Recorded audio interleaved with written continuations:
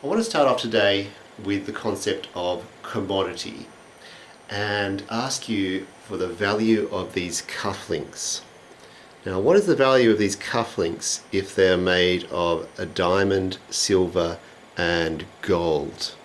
And then what is the value of these cufflinks if they're just made out of ordinary cheap metals?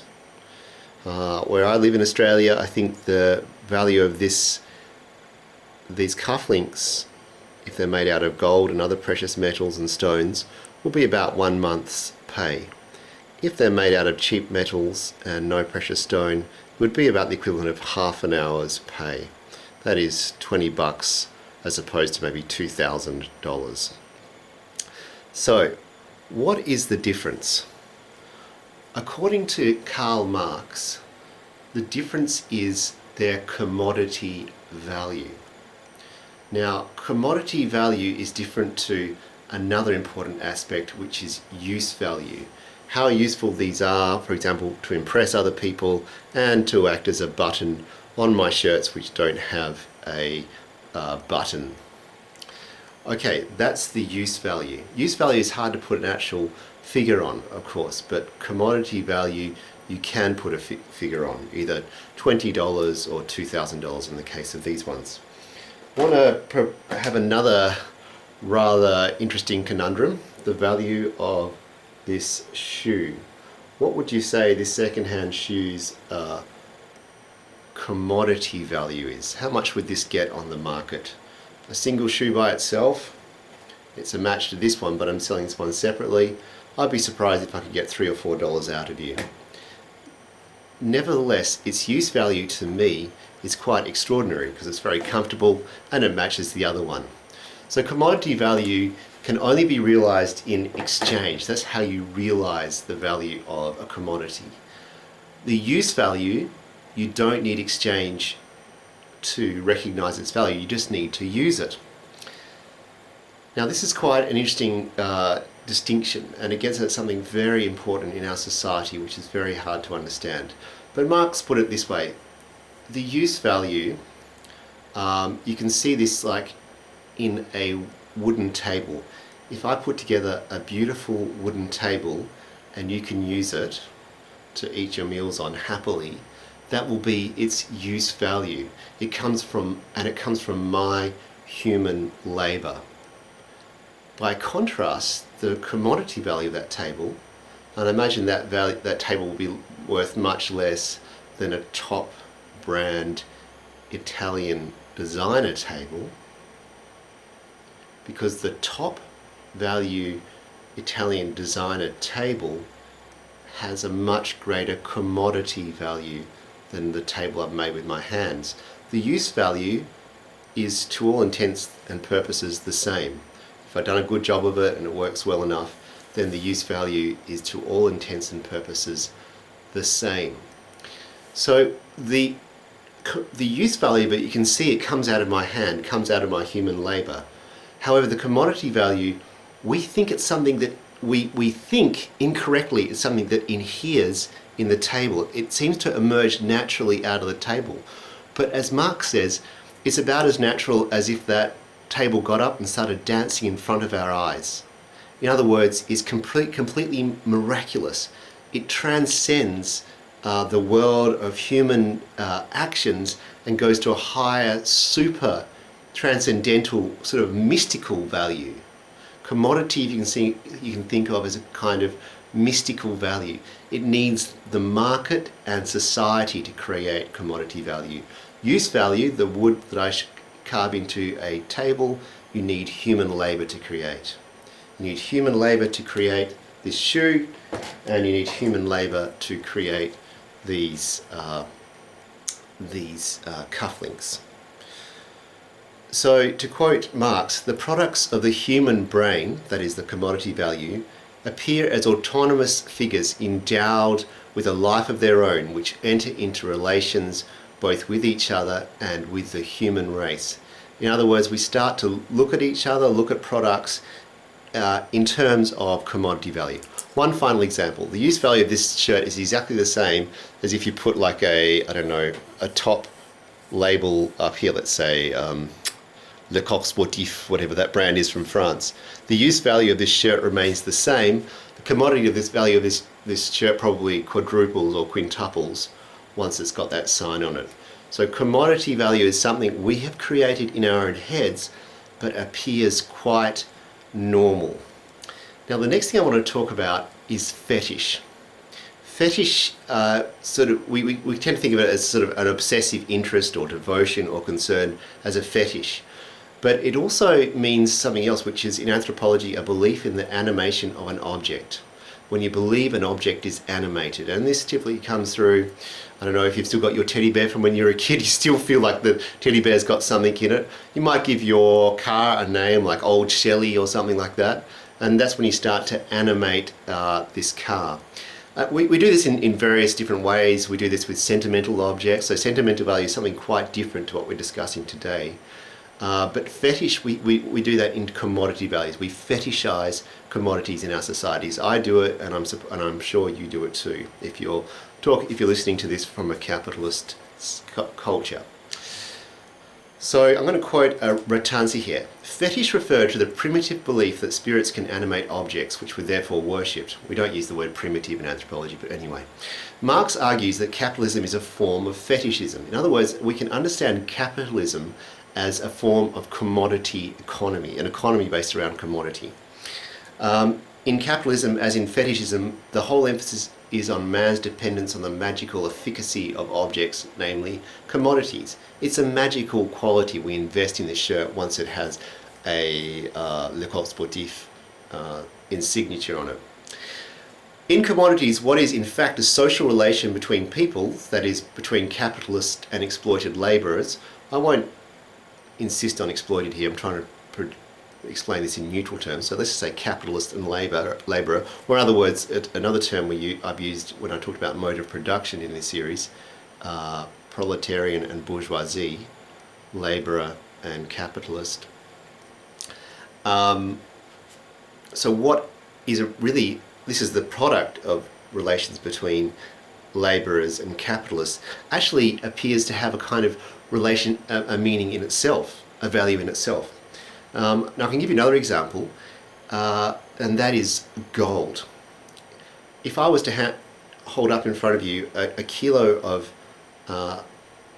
gold and then a kilo of knives made out of iron, made out of steel, kilo of gold and a kilo of steel in knives, which one has more use value? It's the steel knives. Which one has more commodity value? It's the gold. The gold appears naturally to us as more valuable. Hence, even though, as far as use value is concerned, isn't more value, it's the actual steel knives. So, to quote Ratansi again, in other words, the fetish value of the natural appears to reside.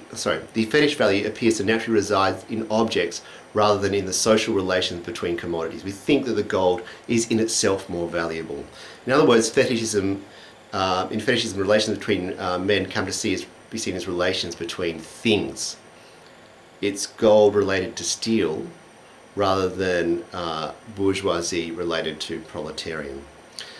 Thus the activity of men passes into an alien being.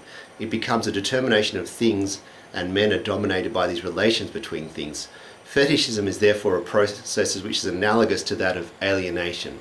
Now, by alienation, we refer to, in a pre-capitalist society, according to Marx, when I produced that table, I would feel a connection and a pride in that table. In a capitalist society, if I'm producing these tables in a factory in Milan to be commodities on the international market, I feel alienated from the product. I don't feel like I possess a stake in it. It becomes separated from me. That's the feeling I have. And really that's a false sense. It's a false sense because, as Marx argues, this is in fact a production of human society and human culture. So again, the use value of, let's say, steel knives is much greater than the use value of gold. and yet a chunk of gold appears to us naturally more valuable. And I, like you, if I had a choice between the two, would reach for the gold and not for the knives. And that's because we have a market and a capitalist system which places great value in things like gold or in fashion labels, for example. Now, the important thing about this is, if you've ever watched any of these science fiction films like Mad Max or I, Robot or anything after post-Armageddon type movies, if you could imagine yourself in such a world, that's a world where use value would become more predominant. So if you're wondering what's the use value of this spoon, you would think, well, it'd be about the same after the Armageddon. I can still use this spoon. When you think of the commodity value of this spoon, I could probably get anything for this after Armageddon because there's no market. Then you realise, and I could get a bit more money for it now, I might get 50 cents for it now and nothing post-Armageddon. You can see the separation between the two. A better example will be my cufflink. My cufflink, I've lost the other one while I'm doing this presentation. Pre-Armageddon, this cufflink is quite valuable, let's say $20 or $2,000 depending on what it's made of. Post-Armageddon, it's probably worth almost nothing. So when you're trying to work out what's use value, if it stays pretty much the same post-Armageddon, then it's use value. If it goes down post-Armageddon, then you're talking about commodity value, because you need a market to recognize commodity value. So why did I talk about commodity today? Firstly,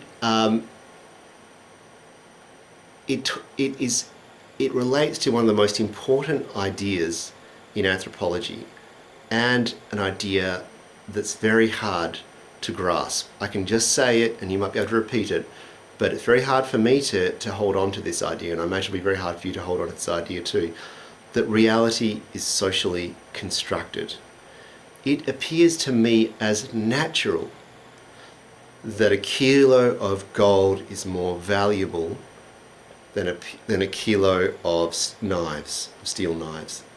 That appears to me as natural because I'm a product of a capitalist society. But what appears to me as natural is in fact a social construction. The value of that gold I have constructed and my society has constructed. We're all complicit in this. Another advantage of the idea of commodity is it gives us another way of looking at capitalism. Quite simply, we could see capitalism as a form of economy that's based around the commodity. There are other ways to think of it. I've already talked about mode of production, so we could talk about a mode of production with bourgeoisie and proletariat, that is, with capitalist and labourer. We could see it in other terms as a mode of economy, a mode of production that's based around the value ethics of hard work and accumulation. That is what's called the Protestant ethic. And another very interesting thing about it, and I'd like you to relate this to my video on reciprocity and gift giving.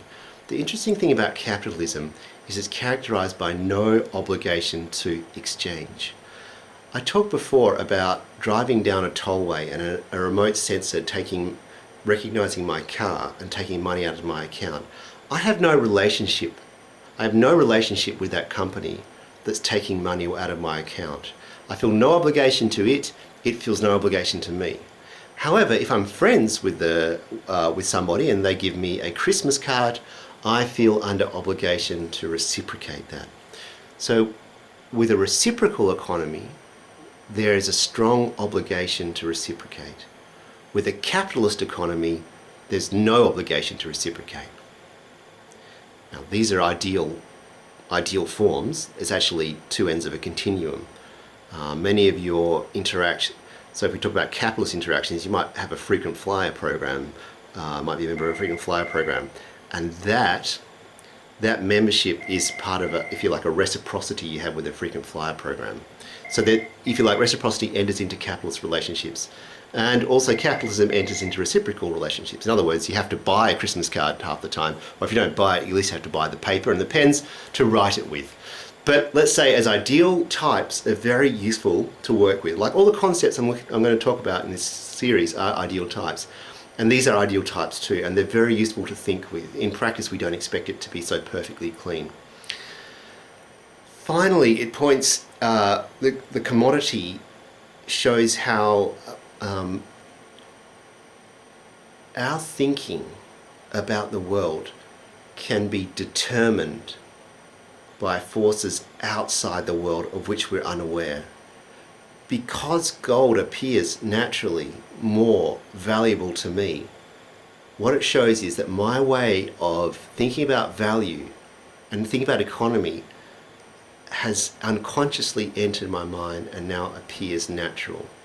And this is what Karl Marx talked about, the things outside us, society, and the way things appear normal to us. And what's normal and natural he sees as in fact as socially constructed. He doesn't use those words, but we as anthropologists would.